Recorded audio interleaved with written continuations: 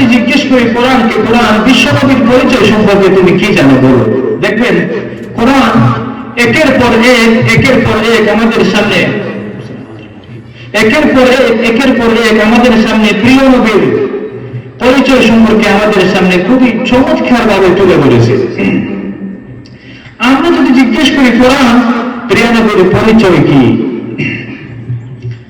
কোরআন আমাদের সামনে প্রিয় নবীর প্রথম পরিচয় আমাদের সামনে তুলে ধরলেন। কোরআন বললেন মুহাম্মাদুর রাসূলুল্লাহি ওয়াল্লাযীনা মা'হু আশিদ্দাউ আলাল কুফফারি রুহামাউ বাইনাহুম। কোরআন আমাদের সামনে প্রিয় নবীর প্রথম পরিচয় আমাদের সামনে তুলে ধরলেন। কোরআন বলেন প্রিয় নবীর প্রথম গুণ তিনি হলেন রাসূলুল্লাহ। তার সাথে যারা থাকে তারা কাফেরদের বেলায় বজ্র কঠোর, মুমিনদের বেলায় পুষ্প কোমল, তিনি হলেন রাসূলুল্লাহ। কোরআন আমাদেরকে বলল প্রিয় নবীর বিশ্ব নবীর প্রথম পরিচয় তিনি হলেন রাসূলুল্লাহ। সবাই বলুন তিনি কি? রাসূলুল্লাহ। তবে আল্লাহর হাবিবের একটা পদ্ধতি ছিল। দেখেন বিনয়ী কাকে বলে শিখে নেন। আমাদের মধ্যে বিনয়ের বদ্ধতা, কেউ কাউকে সম্মান করি না, কেউ কাউকে শ্রদ্ধা করি না। বিশ্বনবী নিজেকে রাসূল বলার আগে আল্লাহর দাস বা গোলাম মনে করতেন। আল্লাহর হাবিব এতটা বিনয়ী ছিলেন। আল্লাহর হাবিব যখন আল্লাহর কাছে দোয়া করতেন, এতটা বিনয়ী হয়ে দোয়া করতেন। আল্লাহর হাবিব বলতেন আল্লাহুম্মা ইন্নী আবদুক ওয়াবনু আবদিক ওয়াবনু আমাতিক নাসিয়াতি বিয়াদিক। আল্লাহ আমি আপনার গোলাম, শুধু আমি গোলাম না, আমি গোলামের ঘরের গোলাম।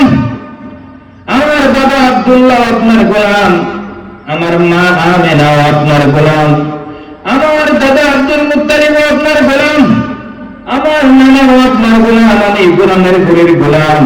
আমরা শুধু দাপট দেখে আল্লাহর হাবিব এতটা বিনয়ী ছিলেন। উনি বলতেন আমি রাসূল, তবে আমি আল্লাহর দাস। ইন্নী আব্দুল্লাহি ওয়া রাসূলুহু, নিশ্চয়ই আমি আল্লাহর দাস বা গোলাম, এরপরে আমি আল্লাহ তাআলার রাসূল। ঠিক কি না? আল্লাহর হাবিব বলতেন ইন্নী আব্দুল্লাহি ওয়া রাসূলুহু, নিশ্চয়ই আমি আল্লাহর দাস বা গোলাম, এরপরে আমি আল্লাহ তাআলার রাসূল। এজন্য রব্বুল আলামিন বলেন ওয়া মা মুহাম্মাদুন ইল্লা রাসূলুন قد خلت من قبله الرسل। আল্লাহ বলছেন মুহাম্মদ রাসূল ছাড়া আর কিছু নন।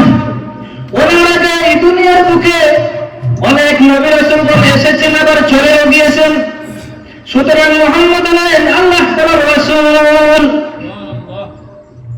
আমরা কোরআন থেকে জানলাম বিশ্ব নবীর প্রথম পরিচয় তিনি হলেন রাসূলুল্লাহ। সবাই বলুন তিনি কি? রাসূলুল্লাহ।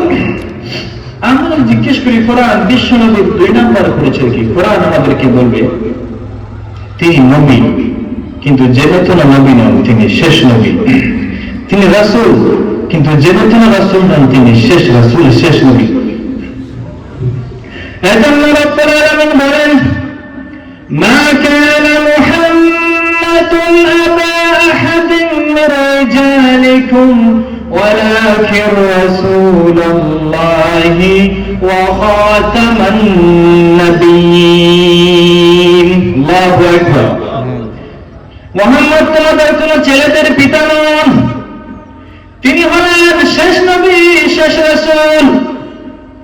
নবী আসার যে ধারাবাহিকতা সাইয়েদনা আদম থেকে শুরু হয়েছিল, বিশ্ব নবীকে পাঠানোর মাধ্যমে ধারাবাহিকতা চিরকালের জন্য বন্ধ করে দিলেন কে? আল্লাহ রাব্বুল আলামিন। নবী আসার দরজা, প্রিয় নবীকে পাঠানোর মাধ্যমে নবী আসার দরজা চিরকালের জন্য বন্ধ করে দিলেন। বলুন সুবহানাল্লাহ। আর নবী আসবেন না, তিনি হলেন খাতামুন নবিয়্যিন। তিনি কি? সবাই বলুন খাতামুন নবিয়্যিন। যদি কেউ দাবি করে সে বন্ড। কি বন্ড? রাসূলের জমানায় একজনের নাম শোনা যায়,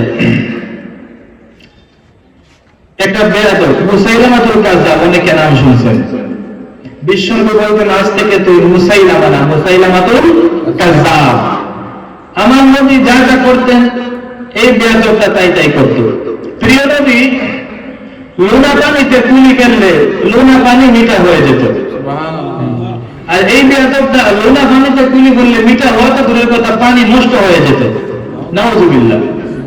বিশ্বনবী কোন বাচ্চাদের মাথায় হাত বুলাইলে চুল গজাত, চুল বড় হয়ে যেত। এই বেয়াদবটা হাত দিলে টাক হয়ে আজীবন টাক মাথা হয়ে থাকতো। নাউযুবিল্লাহ মিন যালিক।